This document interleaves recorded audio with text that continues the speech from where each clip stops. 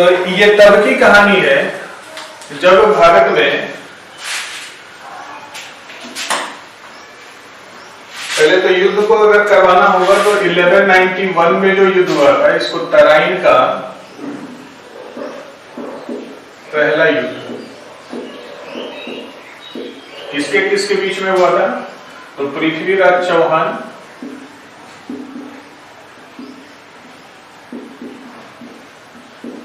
ये जीता था वर्सेस मोहम्मद गौरी ये हारा था। 1192 में इसको कहते तराइन का दूसरा युद्ध।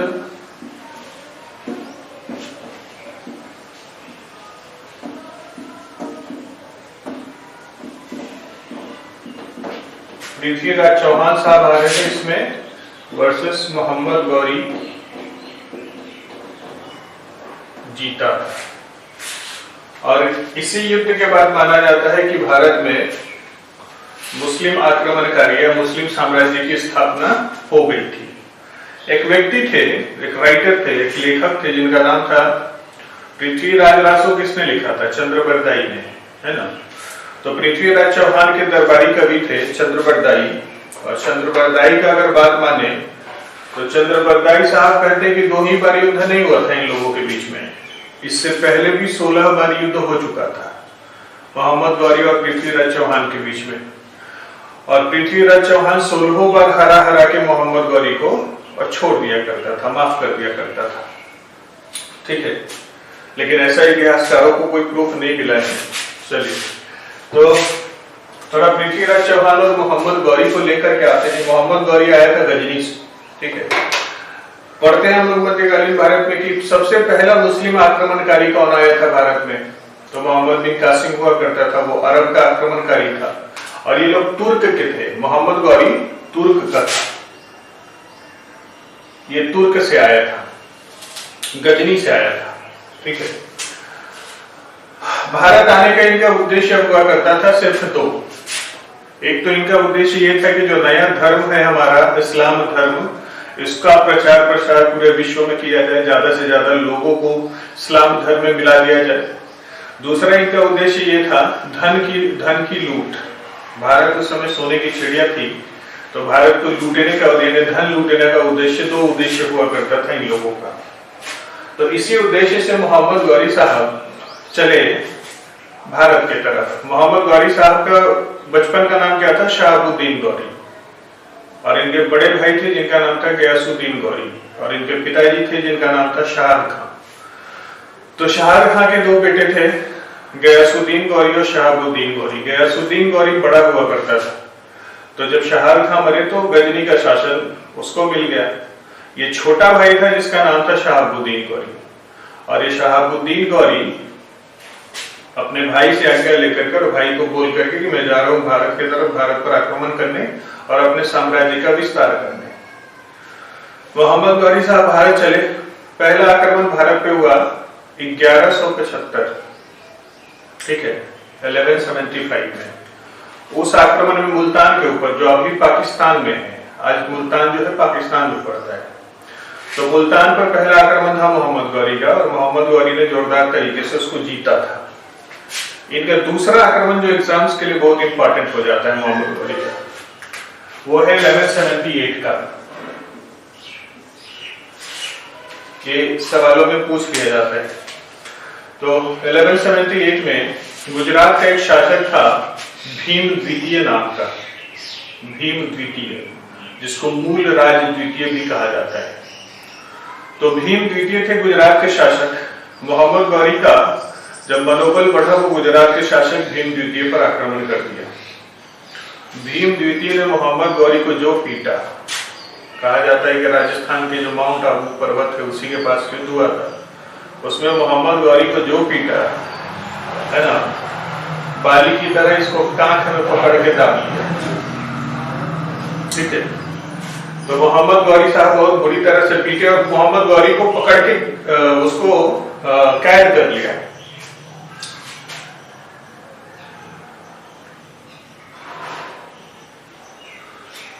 ठीक है, मोहम्मद गौरी को कैद कर लिया भीम द्वितीय ने।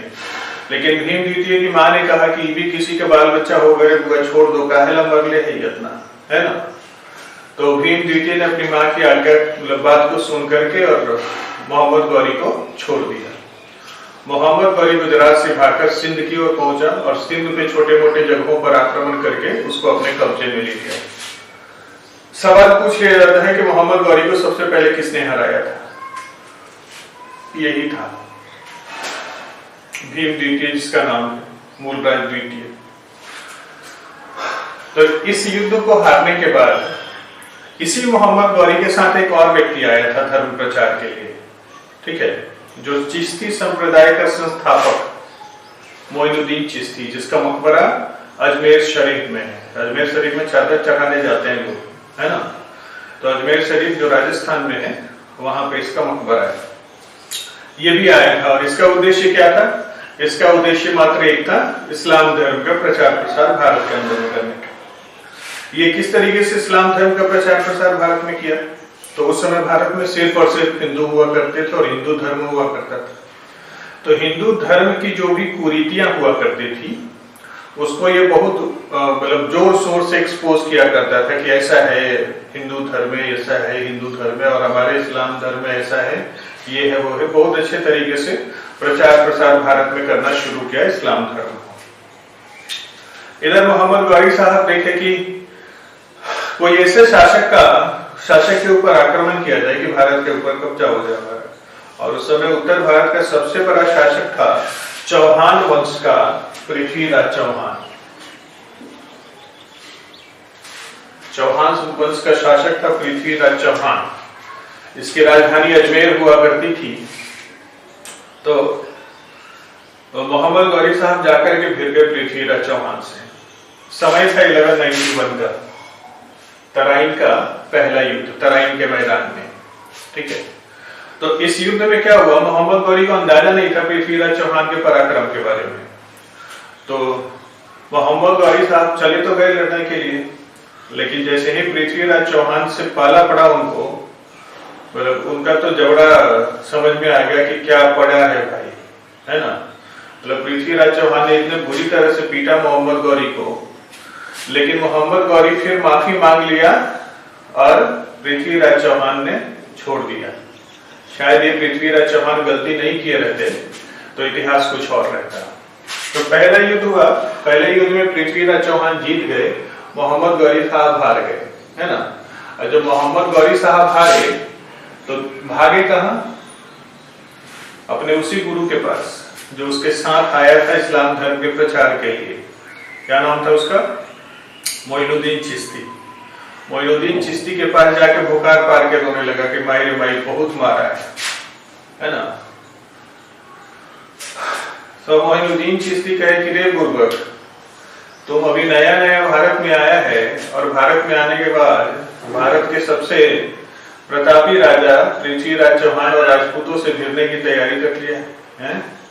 मारेगा नहीं, वो तो जिंदा छोड़ दिया होगा, गनीमत है, ठीक है। तो फिर मोहम्मद गौरी बोला कि हमको तो मालिक बदला लेना है, कुछ रास्ता बताइए, उपाय बताइए। तो मोइनुद्दीन चिश्ती ने ही बताया कि चल जाओ, एक उसके पड़ोस में कन्नौज, यूपी में पड़ता है, तो कन्नौज के एक शासक हैं, उनके पास जाओ जिनका नाम है जयचंद, वो तुम्हारी मदद करेंगे। तो मोहम्मद गौरी के मन में सवाल था कि भाई ना चाचा ना मौसा ना मामी ना काकी, तो मदद क्यों करेगा भाई, ना कोई रिश्ता है ना कोई संबंध है। तो मोइनुद्दीन चिश्ती ने उसको सारा कहानी सुनाया। मोहम्मद गौरी भागा गया जयचंद के पास। अच्छा, तो हुआ क्या था इस बीच में? हुआ ये था कि इस युद्ध के बाद 1191 के बाद ये पृथ्वीराज चौहान साहब एक लड़की से प्यार करते थे जिसका नाम था संयोगिता। और वो संयोगिता कौन थी? वो संयोगिता थी इसी जयचंद की पुत्री, जो कन्नौज का शासक है जयचंद, इसी की पुत्री थी संयोगिता। तो संयोगिता से प्यार करते थे पृथ्वीराज चौहान साहब। 1191 में क्या हुआ कि जयचंद ने अपनी बेटी का स्वयंवर किया, यानी कि संयोगिता का। तो स्वयंवर में क्या था कि अड़ोस पड़ोस के जो भी राजा हुआ करते थे, राजकुमार हुआ करते थे, सबको निमंत्रण भेजा जाता था। अभी तो रामायण चल रहा होगा, देखे होगे स्वयंवर तुम लोग, धनुष तोड़ने का, तो वही स्वयंवर होना था। तो रोज पड़ोस के सभी राजकुमारों को निमंत्रण दिया गया, लेकिन बगले में राजकुमार जो उसका प्रेमी था उसको वो निमंत्रण नहीं दिया जयचंद ने, है ना। तो भाई तो प्रेमी है तो बुरा लग ही जाएगा, है ना। तो बुरा लग गया पृथ्वीराज चौहान को। पृथ्वीराज चौहान को कहीं से गुप्त सूचना प्राप्त हुआ कि सर आपकी प्रेमिका का तो विवाह हो रहा है ना, आपको खबर आया है? तो नहीं। इस गुस्से में पृथ्वीराज चौहान ने क्या किया कि अपनी सेना लेकर के कन्नौज के ऊपर चढ़ाई कर दी और स्वयंवर से संयोगिता को उठा करके विवाह कर लिया। इसी बात का गुस्सा था जयचंद को, और जयचंद इसी गुस्से का बदला लेना चाहता था। ये सारा कन्विंस करके मोइनुद्दीन चिश्ती ने भेजा मोहम्मद गौरी को जयचंद के पास। जयचंद के पास पहुंचा मोहम्मद गौरी, और मोहम्मद गौरी ने अपना प्रपोजल रखा कि एक शासक है तुम्हारे पड़ोस में जिसका नाम है पृथ्वीराज चौहान, और हम जा रहे हैं उसके साथ भिड़ने, है ना, और हम चाहते हैं कि आप हमारी मदद कीजिए। जयचंद साहब को लगा कि भाई मतलब हम क्यों मदद करें, तो मोहम्मद गौरी कहा कि तब मतलब खोलेगा, बोलना पड़ेगा कि काहे मदद कीजिएगा, वो जो हुआ था स्वयंवर याद नहीं है, भूल गए। तब जयचंद साहब का कि हाँ हाँ बस रुक जाओ, है ना, बोलो कैसे मदद करना है। तो जयचंद साहब को मोहम्मद गौरी ने कहा कि मुझे सैन्य मदद चाहिए आपसे, ठीक है। जयचंद ने कहा कि कोई इश्यू नहीं है, हम आपको सेना देकर के मदद करते हैं, लेकिन जयचंद ने अपना कंडीशन रख दिया कि एक बात का जरूर ध्यान रखिएगा कि आप चाहिएगा कि जयचंद जाए युद्ध के मैदान में, तो वो नहीं होगा। क्यों नहीं होगा? क्योंकि एक राजपूत का युद्ध एक राजपूत से हो जाएगा, जो कि सही नहीं है। मोहम्मद गौरी तैयार हो गए, कोई बात नहीं, आप वैसे भी बूढ़े खड़ू से कहा जाइएगा लड़ने के लिए, आप रहिए घर पे, हमको खाली सेना दे दीजिए, है ना। मोहम्मद गौरी को मिल गया जयचंद की सेना। ठीक 1 साल बाद 1191 में तराइन का पहला युद्ध, ठीक 1 साल बाद ही 1192 में मोहम्मद गौरी फिर से उसी मैदान में पहुंचा सेना लेकर के, और फिर से निमंत्रण भेज दिया किसको? पृथ्वीराज चौहान। पृथ्वीराज चौहान जब देखा कि चिल्ला रहा है खैले बरे पीले बरे आओ, है ना, तो पृथ्वीराज चौहान सोचा कि अभी इसको मार के भगाए, गलती हो गया, उसी समय इसको काट देना चाहिए था, ना रहता बांस ना बजती बांसुरी। खैर पृथ्वीराज चौहान को लगा कि मोहम्मद गौरी को हराना कौन सी बड़ी बात है, फिर पिछली बार की तरह जाएंगे मारपीट के भगा देंगे, इस बार पकड़ेंगे तो काट देंगे, छोड़ेंगे नहीं। लेकिन पृथ्वीराज चौहान को थोड़ा सा भी भनक नहीं था कि इसके साथ जयचंद की सेना भी है जो पृथ्वीराज चौहान के मदद में आई हुई है। पृथ्वीराज चौहान पहुंचे, युद्ध हुआ तराइन का दूसरा, परिणाम उलट गया। परिणाम उल्टा हुआ, ये कहने का मतलब ये है कि इस बार पृथ्वीराज चौहान हार गए, मोहम्मद गौरी जीत गए। मोहम्मद गौरी ने वो गलती नहीं किया जो पृथ्वीराज चौहान ने किया था। पृथ्वीराज चौहान ने छोड़ दिया था, है ना। मोहम्मद गौरी ने इनको बंदी बना लिया और बंदी बना करके ले गया काबुल में। वहां गया तो यही चंद्रबरदाई साहब कहते हैं कि हम भी थे वहां, हम भी अरेस्ट होके गए थे, और हम ही ने एक षड्यंत्र किया। चंद्रबरदाई साहब के हिसाब से उन्होंने कहा कि हमने ही एक षड्यंत्र किया था, और वो षड्यंत्र क्या था कि हमारे पृथ्वीराज चौहान साहब जो हैं, ये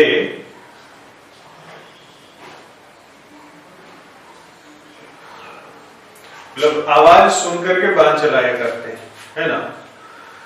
तो मोहम्मद गौरी को यकीन नहीं हुआ तो चंद्रबरदाई ने कहा कि यकीन नहीं तो टेस्ट कर लीजिए, साक्षात को प्रमाण का क्या जरूरत है, यही है, और आंख भी अंधा है, मतलब युद्ध के मैदान में पृथ्वीराज चौहान का आंख भी फोड़ दिया गया था, तो आंख भी नहीं था उसके पास। तो एक टेस्ट का आयोजन करवाया मोहम्मद गौरी ने। चलिए, तो टेस्ट का आयोजन हो गया कि भाई कोई आवाज सुन के कैसे बांध मार देगा। मोहम्मद गौरी को भी लगा कि तो बहुत आश्चर्यजनक बात है ना, यकीन नहीं हुआ तो यकीन करने के लिए एक टेस्ट का आयोजन किया गया। चंद्रबरदाई ने सारा सेटिंग कर दिया।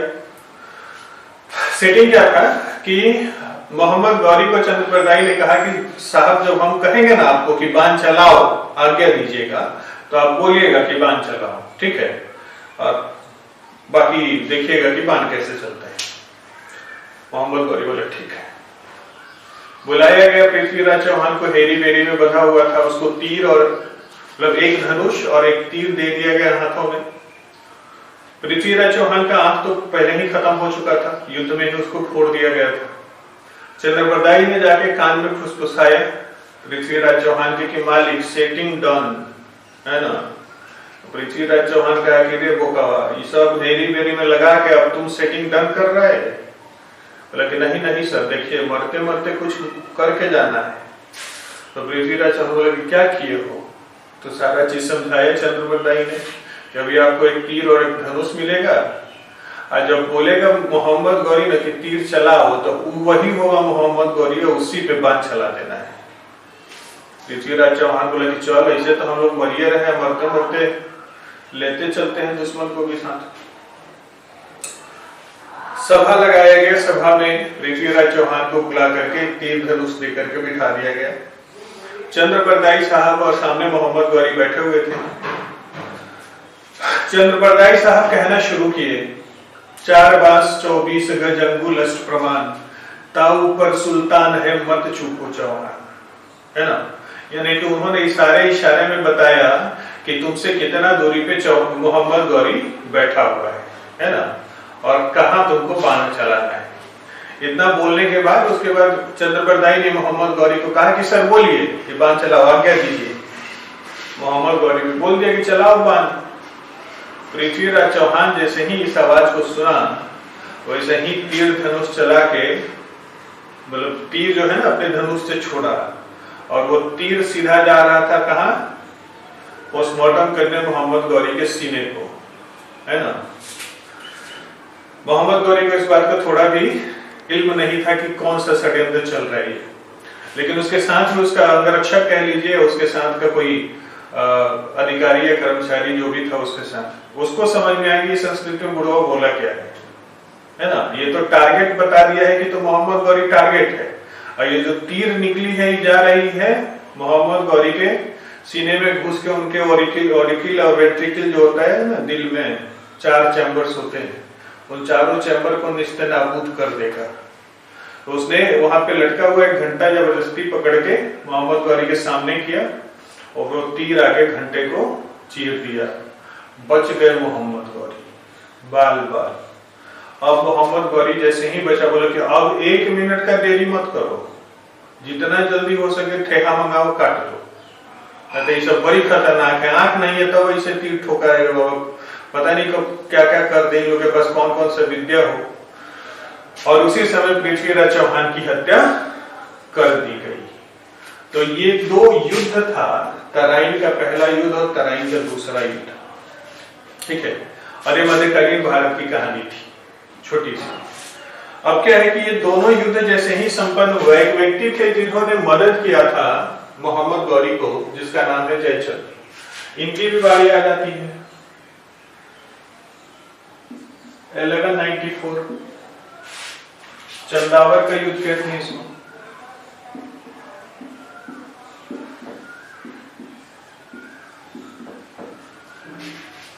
इसमें भी जयचंद साहब हार गए और गौरी साहब जीत गए। कहा जाता है ना कि जो इंसान अपने का नहीं वो दूसरे का क्या होगा, है ना। उसके विश्वास पे सवालिया निशान हो जाता है, ठीक है। तो उसी बात को लेकर के जयचंद के साथ युद्ध हुआ चंदावर का, ठीक है। आगे चल के मोहम्मद गौरी जैसे ही पृथ्वीराज चौहान के साम्राज्य को एक्वायर कर लिया, उसकी जो क्या बोलते हैं साम्राज्य विस्तार का जो लालसा था वो बढ़ता चला गया। जयचंद साहब सोचे कि भाई हम मदद किए, है ना, बेटी को विधवा बनाने वाला है यही बाप जयचंद। तो जयचंद साहब को लगा कि हम मोहम्मद गौरी के बहुत करीबी हैं, ये है वो है, जो भी समझे होंगे, लेकिन मोहम्मद गौरी ने उनको भी अपने गुलाम की तरह ट्रीट करना शुरू कर दिया। इनको अच्छा नहीं लगा तो भाई ये फरिया लीजिए, युद्ध हुआ 1194 में चंदावर का युद्ध, और इस युद्ध में आसानी से जयचंद साहब हार गए, मोहम्मद गौरी साहब जीत गए। तो ये 3 युद्ध उस समय का बहुत इंपॉर्टेंट युद्ध है। सबसे ज्यादा इंपॉर्टेंट युद्ध आपको ये जिसने इतिहास बदल दिया। हालांकि इसका भी इंपॉर्टेंस कम नहीं है, इसलिए कम नहीं है कि अगर पृथ्वीराज चौहान की गलती नहीं करते कि छोड़ देते मोहम्मद गौरी को, अगर मोहम्मद गौरी का खात्मा यही हो जाता तो शायद ये आगे से इतिहास कुछ और होता। लेकिन मोहम्मद गौरी को छोड़ने की गलती कर दी पृथ्वीराज चौहान ने। दूसरे युद्ध में मोहम्मद गौरी को वैसे ही हल्का लिया और परिणाम उल्टा हो गया, है ना। और यहां से इतिहास मुसलमानों का शुरू हो जाता है भारत में। आगे हम लोग जैसे ही बढ़ते हैं वैसे ही दिल्ली सल्तनत पढ़ना शुरू कर देते हैं।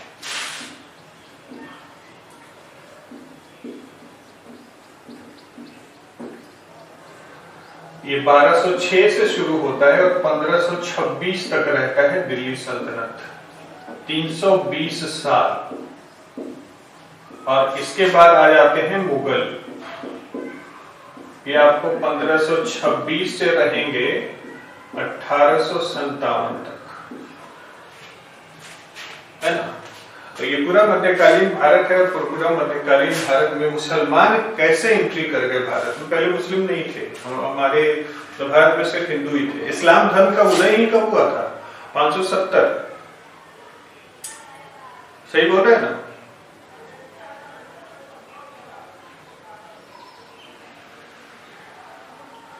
तो 570 में मोहम्मद पैगंबर का जन्म हुआ था। और मोहम्मद पैगंबर कौन है?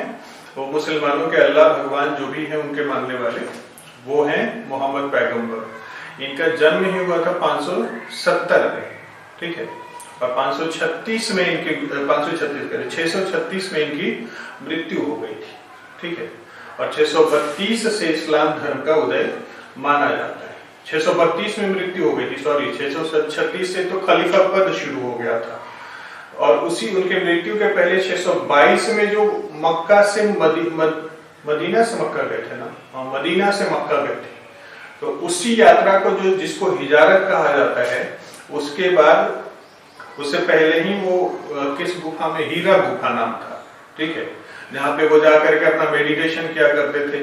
एक दिन अचानक से 622 ईस्वी में निकले, एक हाथ में किताब लेकर के, और निकल के लोगों को बताया कि देखो हमको अल्लाह का एक फरिश्ता आया था जिसका नाम जिब्राइल था, उसने हमको ये पुस्तक दी है और बोला है कि इसमें जो भी नियम कानून लिखा हुआ है उसको पूरे विश्व में प्रसारित करो। और इस पुस्तक को, वो पुस्तक क्या था? कुरान था। और उस पुस्तक के मानने वाले को क्या कहलाए? मुसलमान कहलाए। तो वहीं से मुसलमान धर्म का उदय शुरू हुआ, ठीक है। और वहां से देख लो 1100 में तो मुसलमान भारत में आ ही गए। इससे पहले तो 712 में ही मोहम्मद बिन कासिम आ गया था ना भारत। पहला आक्रमण मुसलमानों का अगर पढ़ते हैं हम लोग तो मोहम्मद बिन कासिम 712 से 714 में रहा, है ना।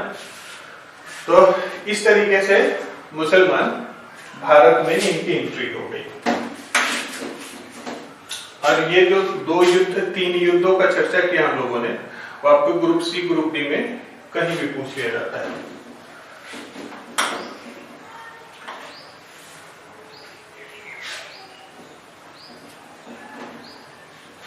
अगर कॉल डिस्कनेक्ट होगा तो फिर से इनिशिएट करेंगे, ज्वाइन कीजिएगा। तो ये है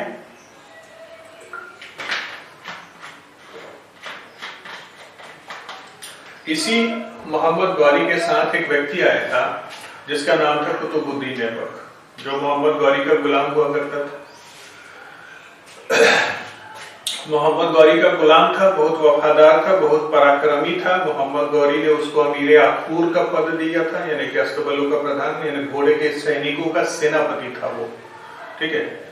तो कुतुबुद्दीन ऐबक हुआ क्या कि मोहम्मद गौरी साहब जब पूरा भारत को लूटपाट कर लिए, इनका झोला भर गया, तो कहे मोहम्मद कुतुबुद्दीन ऐबक को कि बुआ तुम भारत का थोड़ा शासन देखो, हम ये आते हैं भैया को दे गए। भैया कहाँ थे इनके? गजनी में, है ना। तो पूरा ये जो सोना चांदी लूटपाट करके पूरा माल छापे थे भारत से, वो लेके गजनी टपाने चल दिए, है ना। गजनी गए और गजनी से जब वापस आ रहे थे 1205 हो गया था समय। तो उस समय कश्मीर का जो इलाका था, कश्मीर के इलाके में एक खोखर जनजाति प्रजाति के लोग रहते थे, जिसको जाट भी कह दिया जाता है। तो आ रहे थे जब ये गजनी से होकर उसी रास्ते से, एक्चुअली पैदल आने जाने का रास्ता वही था, अफगानिस्तान से होकर सिंध प्रांत होते हुए भारत में घुसने का। तो उधर से आ रहे थे तो खोखर प्रजाति के लोगों से इनका युद्ध हुआ था, खोखरों से युद्ध हुआ। तो मोहम्मद गौरी ने बहुत बुरी तरह से खोखरों को काट दिया, पीस करके एकदम, है ना। और काटते छाटते पहुंच गए भारत। खोखरों ने बदला लेने का ठान लिया, ठीक है। किस्मत भी वैसा सिचुएशन क्रिएट किया। 1205 में भैया आए और पता चला कि ये भारत पहुंचे और उधर इनके बड़े भैया जिनका नाम था गयासुद्दीन गौरी लपक लिए, बोले कि हम अब तुम्हारे हवाले वतन साथियों, कर चले हम फिजा जान वतन साथियों। निकल गए भाई साहब गयासुद्दीन गौरी। अब गयासुद्दीन गौरी गए तो गजनी का शासन संभालने के लिए खबर आया कि भैया गए, बउआ आइए, है ना, गद्दी पे बैठ जाइए। तो 1205 में आए थे और इनको 1206 में जाना पड़ गया, कहा, फिर से वापस गजनी। तो गजनी जाने से पहले इन्होंने मोहम्मद गौरी ने अपने गुलाम कुतुबुद्दीन ऐबक को बोला कि तुम यहाँ भारत का शासन व्यवस्था संभालना, ठीक है। उत्तराधिकारी घोषित कर दिया किसको, कुतुबुद्दीन ऐबक को। और चल दी